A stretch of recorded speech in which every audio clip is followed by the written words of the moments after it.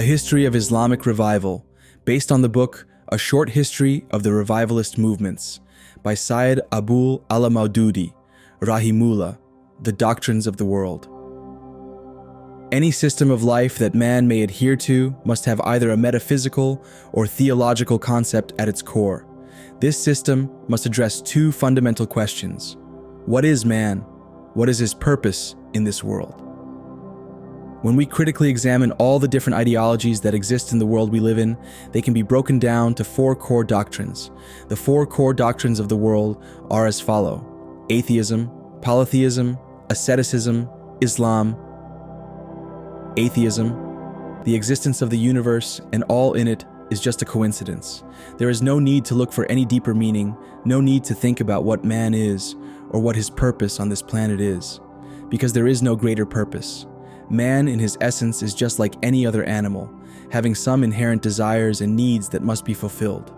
To fulfill these desires and needs, man has evolved certain faculties and tools to help him in fulfilling these desires and needs. Everything on this earth is there to be exploited by man to fulfill his needs and desires, promoting a purely materialistic way of life. There is no supernatural or higher source of guidance on which man can rely for a moral code to live by. Therefore, man should use the experience of interaction with his environment and the history of his accumulating experience to develop a code to live by. Everything we do or experience is only limited to this worldly life. There is no hereafter and no reckoning for this worldly life. There is no accountability to anyone but oneself and to the agreed upon rule of law. Polytheism. According to this doctrine, the universe is not an accident or godless, but rather has many masters. There is no scientific or logical basis for this doctrine. It is simply based on the whims and desires of man, an illogical conclusion to man's inner calling for a higher being. The followers and promoters of this doctrine never have been and never will be able to agree upon what they perceive as God. They each assign godhood to whatever they deem fit, and whatever meets their needs and desires at the time. Throughout history, godhood has been ascribed to various creations such as angels, jinns, stars, living and dead men, trees, mountains, animals, rivers, fire, etc. This doctrine, in its very essence, places God out of the reach of man, and so man must go through intermediaries to get to God. It is as if the creator of the universe has delegated his powers and responsibilities to lesser gods. They deal with man on his behalf. Since there is not really a true source of guidance, there is no true code of life. So much like the atheist, the polytheist comes up with his own code of life to live by. Worship of gods is only to gain their favor or to avoid their wrath. The offering of sacrifices is to get on their good side and have an edge over others. There is no sincerity in the acts of worship or sacrifice. Asceticism. This doctrine promotes the belief that this life and the human body are a prison and a means of torture for man. All desires, pleasures, and material possessions are the shackles that keep man in chains and imprisoned. The more man pursues worldly desires and possessions, the more polluted he becomes, and thus deserving of more punishment. The only way to attain a pure soul and salvation is to deny any and all worldly pleasures and desires by cutting off from all material aspects of life. This doctrine is far more dangerous than the outwardly ungodly doctrines of atheism and polytheism because of the effects it has on even godly societies. The four major effects of this doctrine on society are as follows. It removes good and pious people from active participation in worldly affairs, leaving evil and wicked people open and unopposed in these affairs. It develops a pessimistic view of life and the wrong understanding of trust in God, rendering people easy prey to their oppressors. For this reason, no evil or wicked ruler has ever opposed this doctrine. When this doctrine inevitably loses to human nature, apologies and excuses are offered, along with false theories of atonement are invented to cover up its flaws. It develops a sense of false holiness and priorities and a lack of practicality, resulting in a disease of probing into things unnecessarily and showing undue concern for details, causing people to become overly rigid in their views, making them narrow-minded and devoid of higher ideals and aspirations.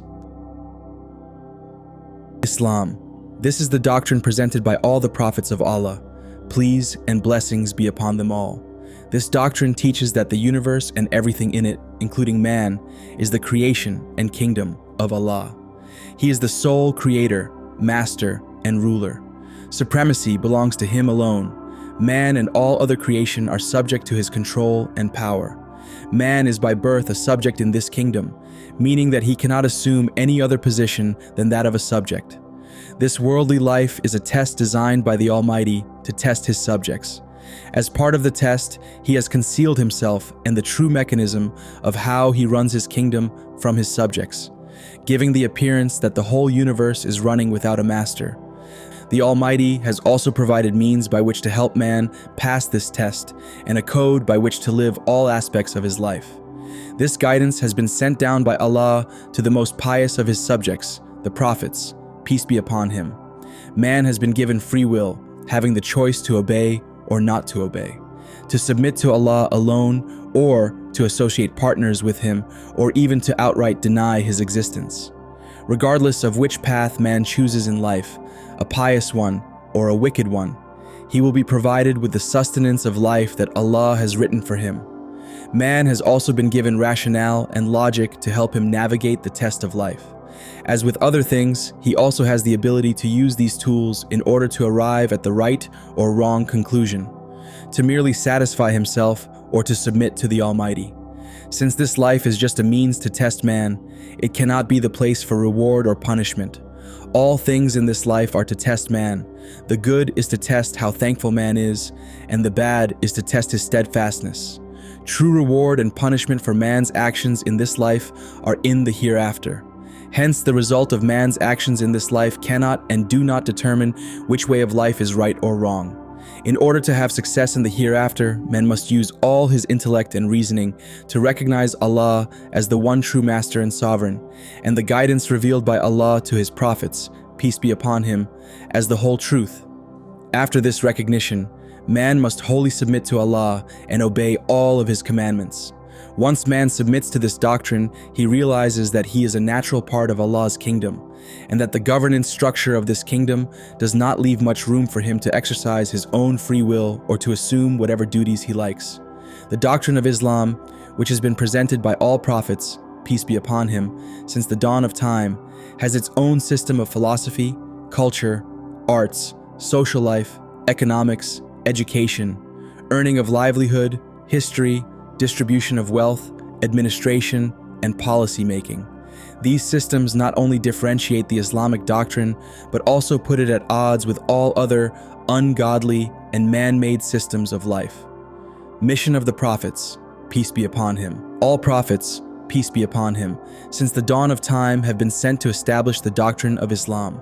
With the exception of ascetic civilizations, no other civilizations, whether Islamic or un-Islamic, which view life from a universal standpoint while having a system for administrating the worldly affairs, can resist the need of acquiring power so that it may shape the lives of its people in its own pattern. Without possessing power and the authority to enforce its agenda, no doctrine with a system of administration and reform can have a footing in reality.